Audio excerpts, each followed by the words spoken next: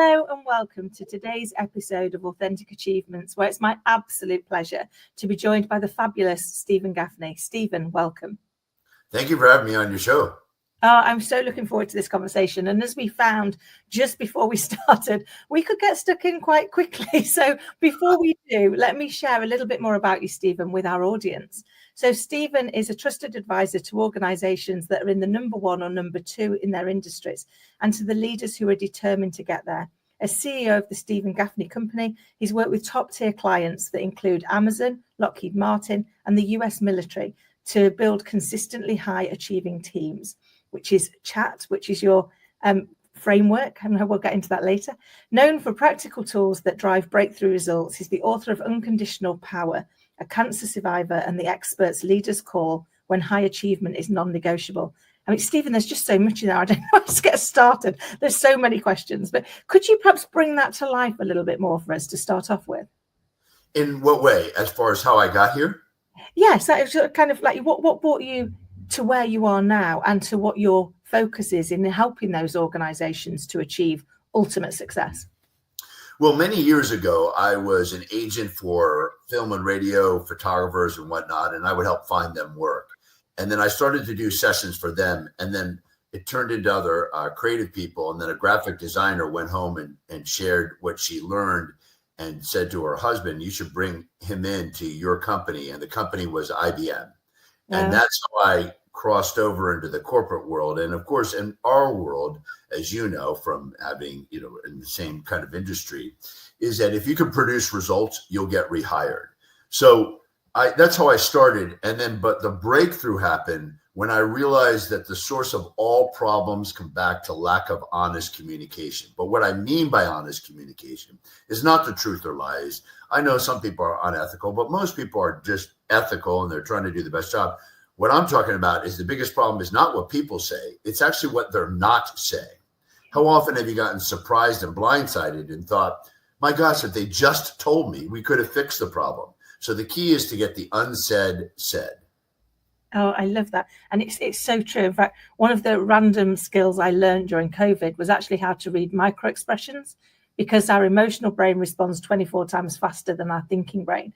So when somebody's telling you something, their face can be telling you something very different, which kind of helps from that not being blindsided. Because very often, I've found that it comes down to either misinformation, miscommunication, or misunderstanding, rather than somebody, to your point, telling lies. In the main, it's more the fact of that avoidance of anything that might appear that it could become challenging or it could become uncomfortable. But the avoidance of that just makes it much more uncomfortable later, doesn't it? Well, and if you think about it, even around uncomfortable, people say, well, why is it the case? I mean, how often have you wanted, or somebody even asked you, can you give me some honest feedback? And you give them some honest feedback, and then they flip out. They get upset. And they're like, oh, I'm not going there. And some people listening and watching to this are probably like, yeah, I can think of people at home that's the case. And so people actually train people to lie to them by their reaction. So sometimes we create fear. And even in the corporate world and organizational world, when people do, I love what you're saying, micro expressions, and there's also subtle little actions they do that creates disinterest. Maybe fear is a strong word, but definitely disinterest. How about when people are texting in the middle of a meeting or on their laptop? And we did a study a couple of years ago now. It's about a year old, but we found out that 37% of organizations don't have a way to actually set up rules and guidance around managing distractions, which means, I would say 2/3 of organizations are really suffering in other ways. And so anyway, we can go into that. I know I'm messing up the percentages, but the big takeaway is this. When we think about this, a substantial amount of organizations are not managing distractions. And I don't know about you, but I've watched meetings where the leader doesn't manage that. And that creates disinterest, which has people shut down.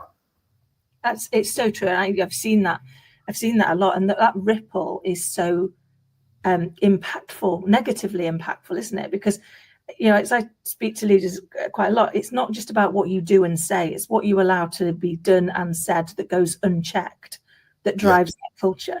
So the teams that you're working with, the organizations you're working with, those managers that aren't holding people to account in those circumstances and making people present are having a much bigger negative impact than they perhaps realize, aren't they? Absolutely. And I would, as people are listening to this and watching this, I mean, what we're talking about, communication and even teamwork, which I know we'll get to, that's not even only applying in the work world, but also at home life. I'll give you an example. Yeah. There's a friend of mine who's so attached to his phone. So another friend of mine wanted to do kind of a birthday dinner for me. It was very kind of him. And so invited some people. And this friend of mine, he's a very good friend of mine. He's so attached to his phone. He's often texting in the middle of other things or conversations.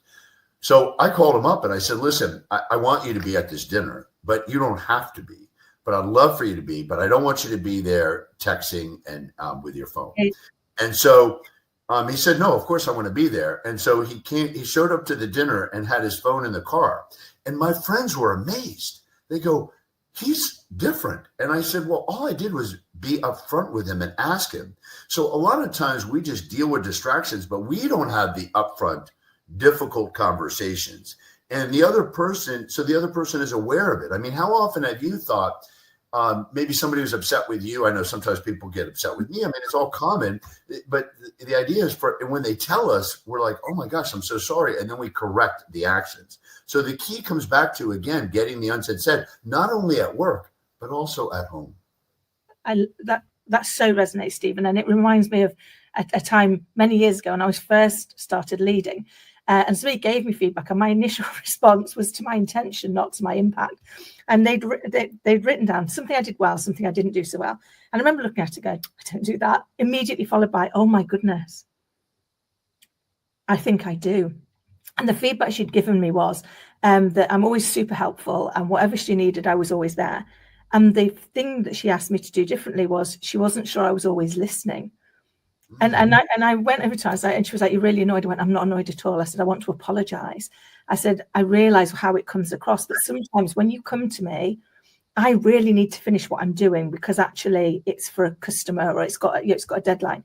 But because you knew, I don't want you to feel unsupported. So instead of saying she can have 2 minutes to finish this, I look at you and I continue to think about the thing that I need to finish. So moving forward, I will say, can I have 2 minutes? And if you don't think I'm listening, ask me, are you listening? And it made me realize that sometimes that's part of the problem. I'd love your thoughts on this, which is, I was talking about my intention and she was talking about my impact. And so until I realized that we had to align those, which is actually, I might be trying to be really helpful, but my impact is I'm making her feel unlistened to and unseen. That actually sometimes you need to better align those, don't you, to be able to get the person to understand what it is that you want them to do differently and the impact it has. What I love about what you just said, besides actually that distinction of intention from impact, is also it's around getting feedback. Some people may be listening to us and think, oh, they kind of figure things out pretty quickly. Well, no, I mean, I share with you an example. So with feedback for me, because you've been so kind about what you just shared, some years ago, I had an employee, and when she was leaving, we were doing an exit interview, and she said, I just want you to know when I came to work for you, I was very confident. And now I've never been so not confident in myself as I'm leaving this job. I was heartbroken. Yeah. Because I couldn't believe what I was doing, but I didn't mean to. But when I replayed in my mind, I have huge high standards, and I can be at the time, especially very critical, but not balance it out with solutions and things. So yeah. I was doing a great job, but I was always focused on what wasn't working to make it even better. And that was so shocking to me that I could have destroyed or really impacted somebody's confidence. And that was a game changer. So I changed the way I managed, lead, and had conversations because I realized, to your point, my intention was to, for us to keep growing. But the impact to her was that I had made her not confident. And it was heartbreaking, but also life-changing for me. And then it actually improved. Really neat add to the story is Some years later, she came back to work with me, and she works with me today. She's fantastic. Oh, amazing. I love the end to that story. But I also love that you had the courage to share it, because very often we don't share the parts that we got wrong. We don't share that actually, we were getting it majorly wrong over here. And it wasn't until somebody had the courage to tell us that we were able to see it, because we have blind spots for a reason. We're blind to them. So they might be really obvious to everybody else, but they probably not obvious to us unless someone's going to take that courageous step and share with us, actually, this is the impact you're having. It's interesting too, because it reminds me, when I look at the strategies I've developed over the years, a lot of that was to fix myself, which then I learned would help other people. An example of that is our recent book, Unconditional Power, which is all about when you're in a good mood and good mindset, you can produce better results, and how do you get others to do that? And so people ask me, how do you create the content? And I created it because I suffered from moods. And so I wasn't clinically depressed, but something could trigger me, and then I would get down.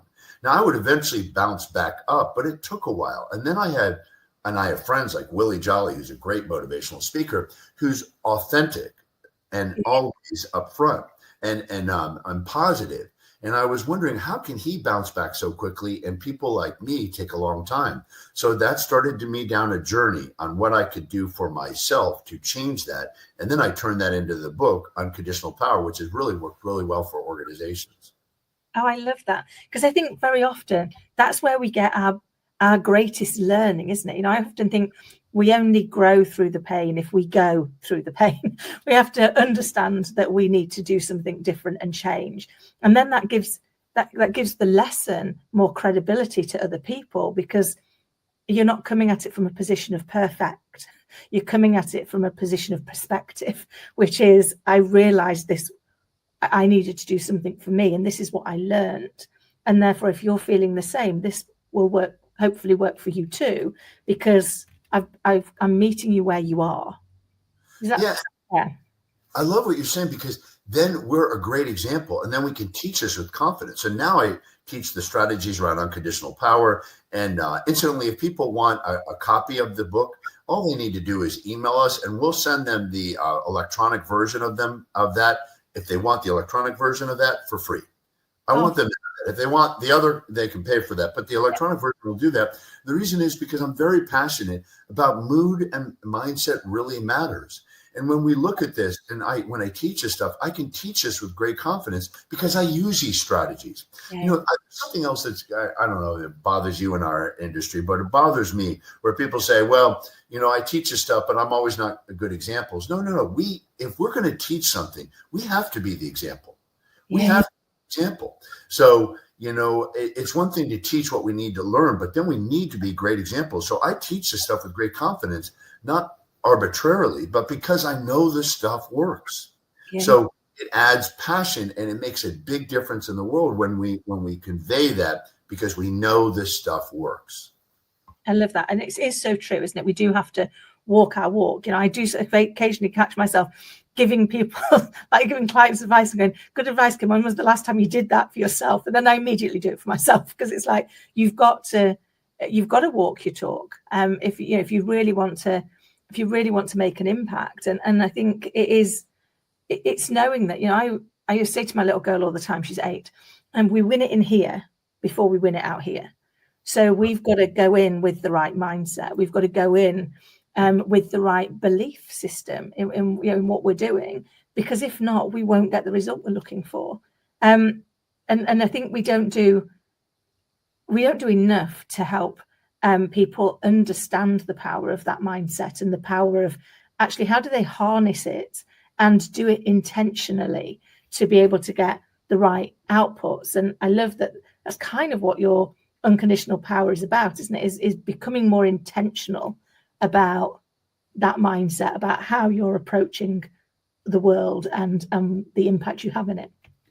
100%. In fact, we identified, and I figured out, there's 3 overall mindsets or moods. One is powerless, and we've all been there, right? What difference can I make? I'm only one person. At times, we can be really down because it's like seems like problems are way out of our control, and what difference can it make? So we feel powerless. The second kind of mindset is conditionally powerful. And that's the one that many people don't realize, which is that's where we say, I can do something as long as they do this. I can have a good relationship with that person as long as they cooperate. I can do that as long as we have more money or more resources or whatever. But so we're having power internally, and actually then conveying it externally, but it's conditional on other things. But the desirable mindset is unconditional power. Unconditional power means we recognize there's conditions, but we spend 100% of our control on what we're going to do about it. What are we going to do about it? So let's say somebody is really difficult. What are we going to do about it? Let's say somebody's not speaking up. What are we going to do about it? Let's say we feel uncomfortable to speak up. What are we going to do about it? So I try to help people focus on the only person you can ever control, and that's yourself. So waste zero time out of things that you cannot control and spend 100% of your energy on what you can control, and had that mindset of unconditional power. Oh, I love that, because you're right, isn't it? There are moments where we can, where we can feel overwhelmed. You've had friends that say, I don't understand how no matter what happens, you just keep going. And I was like, because I can't control the things I can't control. So when the world gets messy and uncomfortable, I control the living daylights out of the things I can, which is how I show up, which is what choice am I going to make today with the hand that's available to me. And I hadn't realized until we were chatting that probably is an element of that unconditional power. It's like, I can't change that, so I'm not going to waste energy on it. I'm going to channel the energy into things I can change, which, as you say, is me. If something keeps not working, I have to recognize that I'm the constant. So what is it I'm doing or saying that is allowing those things to continue to happen? And there is so many things we can control. So let me give you an example. One of the strategies in the book is called intentional disruption.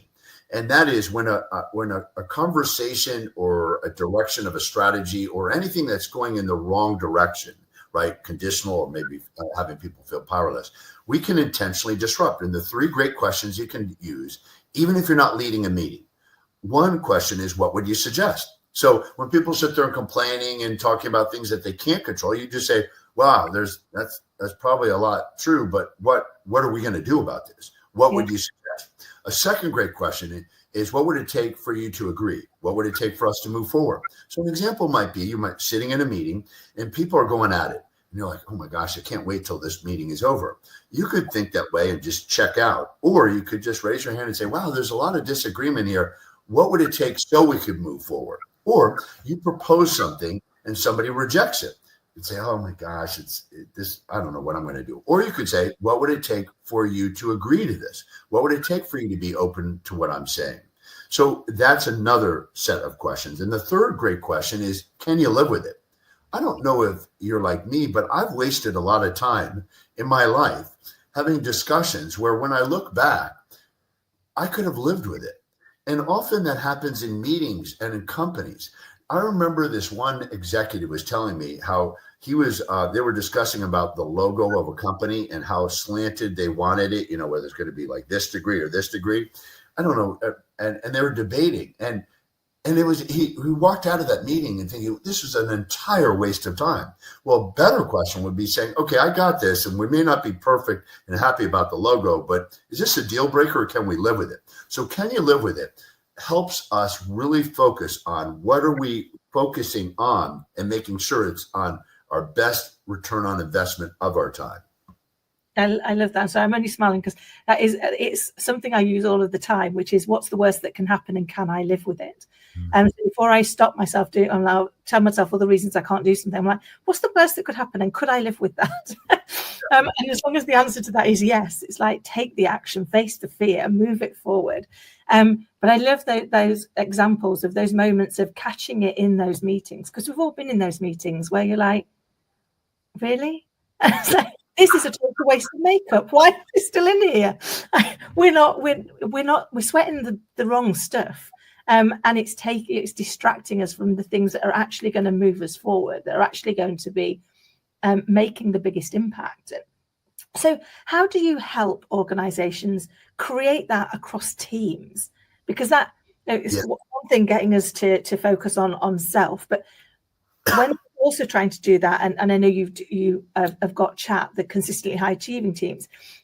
How do you help people to take that learning of self and expand it to be learning of team? Well, first of all, let's look at teams for a moment. And a team is two or more people. So any relationship we have is a team. And so we're on many, many teams. And when you look at the key to all successful organizations, it is about teamwork, right? Because nothing can be accomplished alone. You could have the greatest idea, but if you can't persuade people and get them executed on that idea, it's not going to go anywhere. Yeah. So it is all about teamwork. And what we found out is there's a really important distinction around teamwork. And that is, it's not about high performing teams. It's about high achieving teams. And the key difference is the word performing is often confused with hard work. And that's where we might say, well, look, we need to change things. Look at what's happening. So let's go in this direction. People say, well, what do you want me to do? I'm working hard. And of course, the response is, I'm not challenging your work ethic. What I'm challenging is if it's not working, we need to change because it's all about achievement. And so performance can be confused with hard work, where achievement is about results. And let's face it, in today's work world and in life, it's about achievements, right? Authentic achievements. And so when you look at teams as the backbone of successful organizations, then it's around making that distinction around achievement versus performance. And then we have 12 essential elements, and we even created an online system to make it accessible to everyone. So we can get into it, but it's all about teamwork. I love that, because you're right. In every element of life, we're in numerous teams. But me and my little girl are always in a team. And you will have to say, like, we're a team. We have to do this together if we're gonna get anywhere that we want to get to. And so I love that, changing that distinction from performance to achievement, because people do defend, don't they, what they're doing. It's like, well, I'm already maxed out. You can't give me any more. And it's like, no, it's not more. It's different. It's what can you stop doing to create the space to start doing something else, because doing what we're doing doesn't work. Yes, and in fact, if people want, we just finished a paper on the distinction around achievement and performance and what to do even more about that. And so if they want, all they have to do is contact us through our website, justbehonest.com. And if they contact us through justbehonest.com and mention your show, we'll just send them the article. And then they can circulate it with whoever they want. Oh, that's amazing. And I will make sure, for anybody who didn't scribble down that fast enough, all of the contact details and all of the links to Stephen's sites are going to be in the show notes below. So please don't worry, just check down below, and everything will be there with the links so that you can access this, because I think it's just such insightful information, but actionable. That's the bit I love about it. It's these are things that you can implement, like even the questions you've shared with us, that you can see how you could implement them in everyday life to affect change and drive a better outcome. And I think that's the piece that I love about kind of what you're doing, is it's not about confrontation. It is about achievement and helping in the people that you're giving the feedback to. It's because you're wanting them to achieve what they want to achieve. It's not about that conflict or pulling them back, is it? And I love what you're saying too, because that's all about how we view things, right? About whether we're viewing it as a confrontation or we're trying to achieve. And that's another strategy out of the book, but we can talk about right now, which is reframe to refocus. So when people are down or they're not taking action, we can get upset and we can intentionally disrupt, which is a great strategy. Another strategy is you reframe it. And so let me give you an example of what I mean by this. A lot of times I've seen executives and people leading organizations not make the right personnel move. They know the person isn't the right fit, and they keep kicking the can down the road. And so I remember I was talking to this president of this company, and she clearly had somebody which she identified as not doing a great job. And she kept saying, I know I need to take care of this, but the person has a family and all this other stuff, and was true. And so I was like, well, how am I going to motivate her to relook at it? And finally, what I said to her is, although what you're saying is true, that is the case for that person, you have to think about your entire team. You're focused on this one person, but your entire leadership team is suffering because you're not making the move that needs to happen. Yeah. And she hadn't thought about it. She was focusing on this. And so one of the strategies is to enlarge the frame. see it in a big picture. And once she did that, she took action. She removed that person, and they talked about and executed a great exit for this person. And the entire leadership team immediately picked up with productivity and results. We have to make the right move, but often we have to change the way we're looking at it. I love that, because as I say to my little girl all the time, context is king. So the context within which we are looking at the problem is going to help us to define it. And sometimes you do need to step back and see that broader one, because equally, as if somebody's underperforming, they know it. And they don't feel good either. But they might be held on to the fact that they've got a family and they've got bills. But actually, I've seen organizations, I've seen it for myself, where when you've had that conversation, when you've made the right decision and moved the person on, they actually end up significantly happier as well, because they're able to go and do something where they can achieve what they're looking to achieve, instead of feel like they're just working hard and getting nowhere. I don't know if you found this out in this kind of realm with personnel moves, but what I found is over the years, the higher the person moves up the ladder, the harder it is for them to have the conversation. Yeah. So a lot of times somebody will think, well, people at the top, they have this mastered. But what's really interesting I found is the higher up somebody goes, and we work with Amazon, we work with Marriott, we work with some major corporations. The higher up somebody moves, the less likely they had these conversations. And what I realized was because there's so much at stake, right? Yeah. And the conversations are very complex. But do you experience that as well? I so do. And so I'm only smiling because I was working with a big bank over here not so long ago. And I was working with all of the board. And they were coming to me and going, well, the problem is the CEO doesn't do this and the CEO doesn't do that and the CEO doesn't do the other. And I said, have you told them? No. I said, well, why not? Why have you not told them? And they went, well, no, I don't think we could do that. And I said, right, but you have asked your people to be honest with you. Yeah. So do you not think they're as scared giving you honest feedback as you clearly are giving your boss honest feedback? And what? It's not going to change unless you do it. I said, and they were like, could you not give them the feedback? And I went, yeah, I can. I absolutely can, and I will. But let me tell you what will happen. I'll give them the feedback. They'll come in and say to you, who said this? And you'll all go, don't know, crazy woman, must have made it up.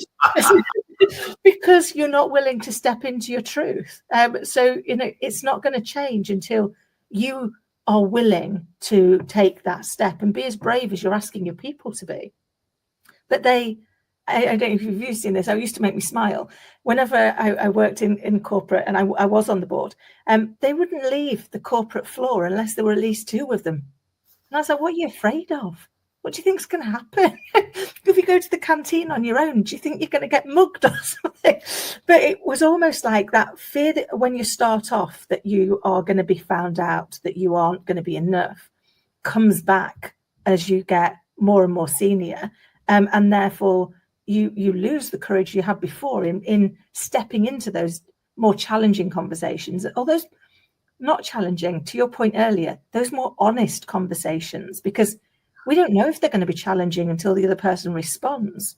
All we know is that they're going to be honest. Well, and people are wondering, okay, well, how do you have these honest conversations? If they email us, again, going to our website, justbehonest.com, we'll email them the framework on how to have a difficult conversation. At the very beginning of the podcast and this interview, you asked me about how I got started. Well, another interesting detail, the breakthrough for the business was when I developed this 9-step formula on how to have a honest conversation. And so whether they use the formula or not, the key is to have it. But I don't want them to think, oh, do I need to buy something out of this? They don't. Just email us. We'll send them the framework. And then that's exactly how to have the conversation. No matter what, they need to have the conversation, because we go back to the original point, right? The biggest problem is not what people say.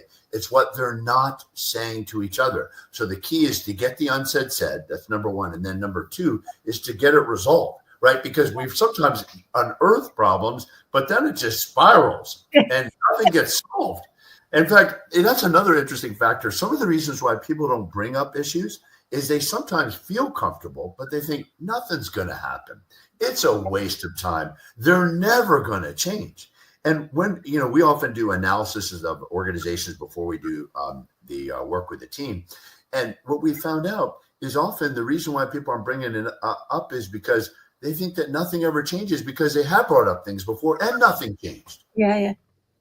It's so true. We create the conditions within which our people operate.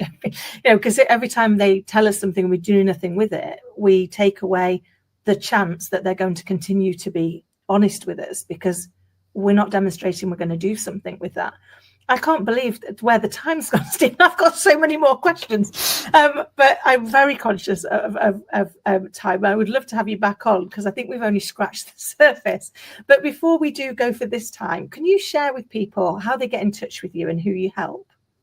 So there's a lot of ways to get to our website, but one of the easiest ways is justbehonest.com. That's actually, I added the name of the very first book I wrote, called justbehonest.com. And if they mention the show, we'll send them all the things that I've discussed, because there's all these things that we share, including the performance trap and, of course, the framework on the honest conversation. How we help is, I love, and we work with leadership teams. That's really what we do. Because when we set the leadership team of an organization correct, using our framework, the consistently high achieving team framework, it sets the whole organization to operate the same way. The key is to focus on the leadership team. So if they want any help in any way, or, if they just want to have a conversation and they're not sure about whether they want us to work together or not, reach out to us, whatever we can do to help, because I want to make sure we help them. And at the very least, what I do suggest is for them to share this podcast with their team, because you've asked me excellent questions, and just hopefully out of listening to our discussion, it can change the organization, whether or not they move forward in any other way. But if they are interested, justbehonest.com.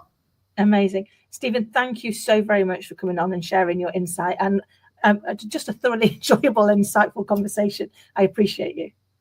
And to everybody listening and watching, I hope you found today's show to be as insightful and inspiring as I have. And please don't forget, if you want to get in touch and take Stephen up on this amazing offer to get some of these resources, just check the show notes below. And until next time, take care.